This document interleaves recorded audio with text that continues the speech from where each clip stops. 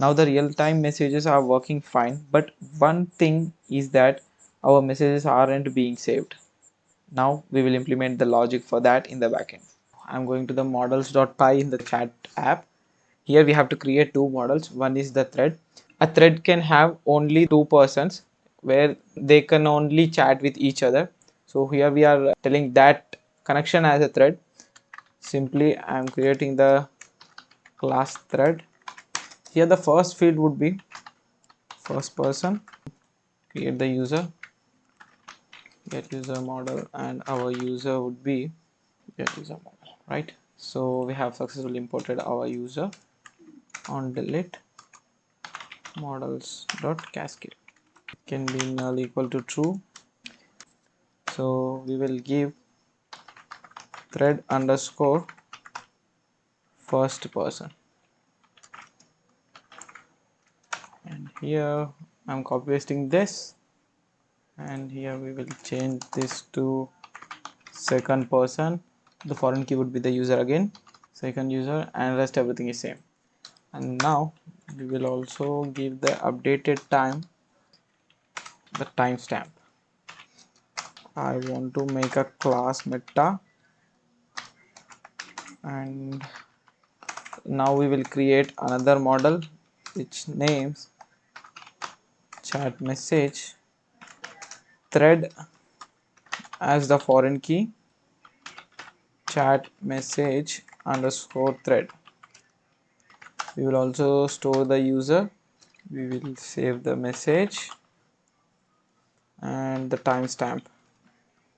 We have created two models, one is thread and the other is the chat message. The thread is between only two users, as I said already. Also need to implement the logic while creating the thread. Chat message stores the messages sent by a user and takes the thread model as a foreign key, which shows a single thread can have many messages. For this tutorial, I'm going to create a thread. Before that, I'll run the make migrations and migrate command, and also migrate. So in admin.py, I am writing this set of code. Here I created a form which stops us from creating the threads with the same persons. It's a small validation. This is just to show the inline chat messages. Like when we open a single thread, we will see all the messages related to that in the admin panel itself. For our testing purposes, we will create a thread by our own with the admin panel. In your case, you can create a thread, like it is the starting point for a person to chat with any person. It can be a small input box where he can search for a user with a unique username or email, and when he click on the button, we can simply create a new thread. We can write a small API which creates thread. This can be integrated into the front end at any place. For this tutorial, I am creating the threads manually. So I'm going to the admin page. Here inside threads, I'll create a new thread, one between Omkar and another between Rahul. So here the thread is between Omkar and Rahul. There is a possibility that here it could be Rahul and here it could be Omkar. But if we don't write the form validation which we have written, the unique together would have allowed this combination. Actually, we have did the validation in the form, so here it is not allowing us to create another thread for this combination again, because the thread between these two users is always unique. I will also create another user for more specification. Yeah, I am opening in another browser. It's opened. I will open the chat page. Chat.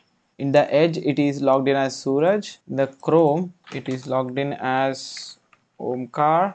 And in the new incognito tab, I will log in as Rahul. Okay. So I'm minimizing. Now 3 users have been created and 3 users can chat to each other. The next thing is that we will modify the views.py little bit in the messaging app. Here we need to create a model manager which makes our work easier whenever we want threads between some users. Here I can simply create thread manager, and here I will create a new method. We will filter the threads according to that user. Here user equal to, and I'm going to use it in lookup. Either of the field should be equal to the user, only then we will say that this particular thread is belong to that user. And here we will use the lookup and distinct. Here we have created our model manager, and now we will attach it thread manager. Yeah, so here, and now I'm going to give this a decorator which makes sure that the user is always logged in when he comes onto this page. We will use the simplified method prefetch related, which makes a single SQL query and get all the related objects at once rather than the call to the database every time it wanted an object. Now this is perfect. Here I have modified the complete HTML page. So I'll just explain. Here we are simply storing the user ID. Here I have already given the threads in the context variable. So we are using the threads. This is the context list HTML page, which is this one, the left side one. So here what I'm doing is that if it is the first for loop, so I'm making this particular contact as active. And here if you clearly observe, I have given the chat ID. Chat ID is simply the thread ID, which is easier for us to identify to which thread we are sending the messages and all. This particular item has a chat ID which is always unique. So for printing the name of the user, here I have given a little bit logic. Thread dot first person equal to user, which means the logged in user equal to the thread's first person, then we have to show the second person. If the thread dot second person equal to user, that means the logged in user and the thread of that second person is same. So we have to show the other side of the person, which is the first person. So here the contacts will be equal to the number of threads presented for this particular user, right? Inside the messages, like I have created a messages wrapper, and every wrapper has the same chat ID which is unique. And here also I am giving the thread ID as the chat ID. Every message wrapper will have unique chat ID. So here we can identify the contact list and the message for that particular contact list using this chat ID. So here I am giving this other user ID as the same thing. If the thread dot first person equal to user, then we the other user ID would be the second user's ID. This is used in the JavaScript so that we send this information to the backend, that consumer can handle the data accordingly and save the message. Whenever the page loads for the first time, the first chat which is on the top would be active and rest everything will be hide. The body, so in the message body, I'm looping through the chat message belong to that particular thread. Here we have to do one thing in the views.py. This makes sure that our messages always will be in the ascending order according to the time. One more thing here I'm doing is, if chat.user equal to user, here I'm making the message as the replied one, which means the right side one. Okay, if he is not the user, then the messages would be appended on the left side. Okay, sorry, I have to give the parenthesis here and refresh the page. If you see, there is only one thread for the Omkar. That's why here it is showing only Rahul, and there are no active messages for this. We will also load the messages here. I am going to the admin panel. I will create other thread between Omkar and Suraj. And when we reload the page, here we should see the Suraj, which is obviously the correct thing, right? I will create some messages for this user. Hi, and we will mark it as Omkar. Omkar is sending to Rahul. Hi Rahul. Rahul is sending to Omkar. Hi Omkar. These messages should load correctly. The thread between Omkar and Rahul already exists. We are in admin.py file. Actually, we need to do a little corrections here. This form thing is a little bit tricky, so I'm just skipping this form. You can also create your own logic while creating the thread. I don't want to waste time upon this thing, that's why I'm leaving this. Yeah, it should work now. with the new threads with the messages have been created. So here when I refresh the page, yeah, you can see hi Rahul and then hi Omkar. I cannot click on Suraj so that his messages will be appeared here. So we'll write the logic for that. So we have to make this list clickable. So I'll go to the code and go to the JavaScript. Let's check the HTML page. Here I'm taking the class, like it's the contact. Here I'll create a logic like when this event is called, I will remove all the contacts which are active. List which is clicked, we will add the class. Whenever we click a particular contact, that particular contact is set as active. And now we have to do this for the message wrappers also. I'll take the chat ID, I'll get the messages from dot messages wrapper. Whenever you click a particular contact, so that particular contact is set to active, and also the message wrapper which is related to this contact is also set to active, and else every remaining message wrappers will be set to inactive. I think the click function should work fine. When I click on Suraj, yes. So when I clicked on Suraj, all the messages have been erased. So when I click on Rahul, you can see the message of the Rahul and Suraj. Let's add some messages for the Suraj as well. When I refresh the page, our contacts are working fine. And now we have to do one more thing, socket.onOpen, where here the user IDs are static. Here the send to would be, I will get with this function. I'll create a function for this. Here I'm making the function for that. This would be very easier for understanding, that's why I'm making the other function. Let other user ID equal to, here I'm taking the ID of the particular chat which is active. So we'll get the other user ID to whom we have to send the message. The other user ID equal to trim the variable for removing extra spaces, and return the other user ID. And I will also create function naming get active thread ID, which gives the current active thread ID. Let chat underscore ID equal to, I'll get the attribute of the messages wrapper which is active. So here the active is playing the crucial role to send and receive the messages. So be careful while implementing this active and inactive. We will get the chat ID. To get the thread ID, we need to remove the chat underscore prefix, right? I am returning the thread ID. Right. Here simply our send to is became dynamic, and here we need to send the thread ID as well, so that the message is sent to that particular thread ID itself. Here I will send the thread ID. So now we are sending this data to the consumer. Okay, now go to the consumers. We will also take the thread ID. We have to get the thread ID which we are sending from the front end when the message is sent.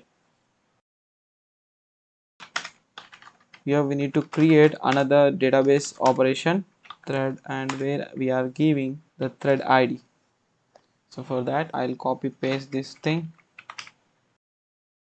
I'll change the method name thread ID, and here it would be the thread, and put this name.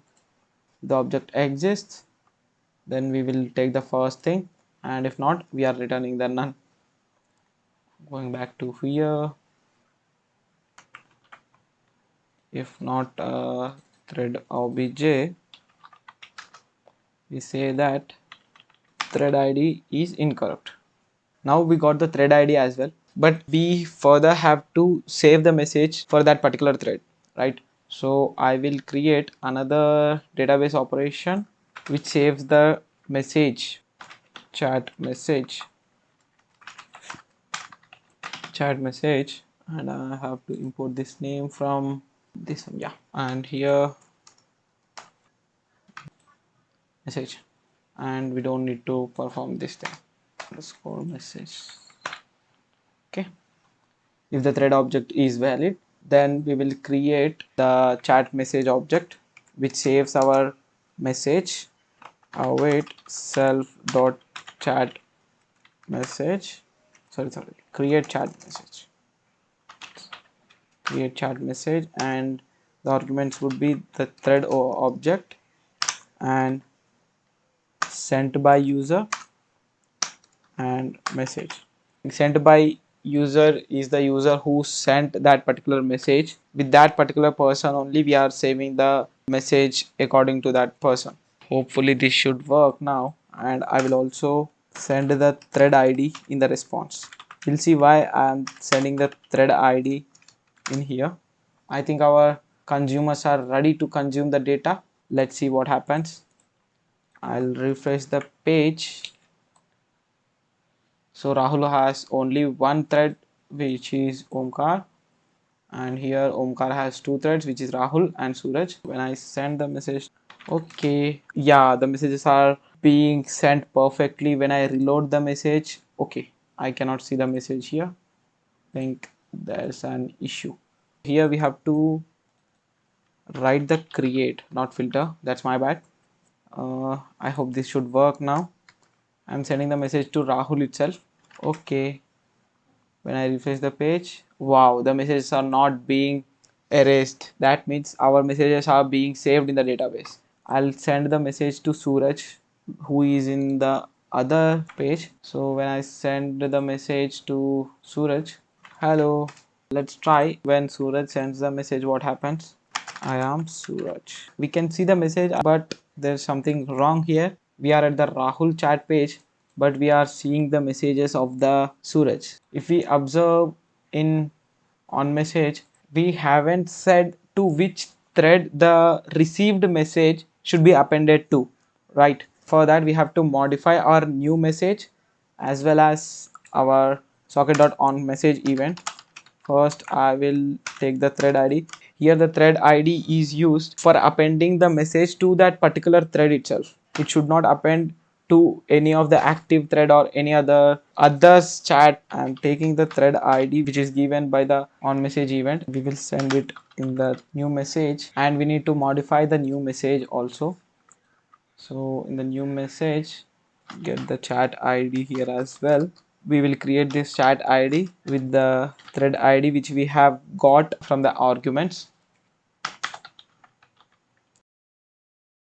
The message will be appended to this particular message wrapper containing the chat ID. Message body equal to we are saving the chat, so we will get the particular element for which we have to append the message. We will find the message body. To this message body, we will append our message card body. Our problem should be solved actually. To the Rahul, I am saying, hi Rahul, I am Omkar. Okay, I am not sending this. We have to check the real-time messages, that's why. Okay, this message is being sent to Rahul correctly, and we'll check in the Suraj. Okay, Suraj is not getting the message, and when I send the message to Suraj, hi Suraj, I am Omkar.